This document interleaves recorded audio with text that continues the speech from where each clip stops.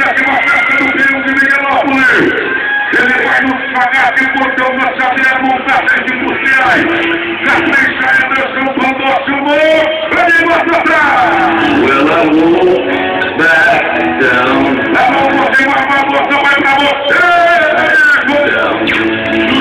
You can stand me up at the gates of hell, but I won't back down.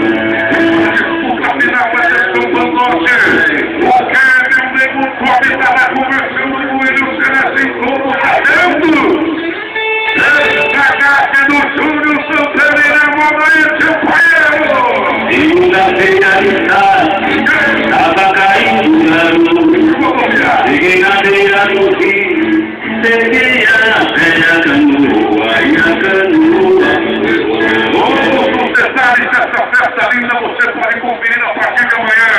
Através do site pneusecondario.com.br que vai para ali. A disputa final, o calcista dentro do japonês puxou. É para você. Começou no sagar final. É do Júnior Santana e de Marinho. Começa a segura e na boca, não.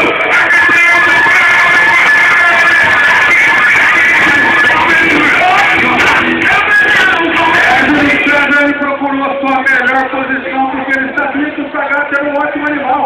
E vocês podem perceber no canal de alta definição da Tempo 8 TV porque o esporte rolê em todos é imprevisível. Dá uma olhada, o touro está com uma explosão e cai, aquilo dificulta para o competidor. E agora veja que ele tem que ter um trabalho de contração e de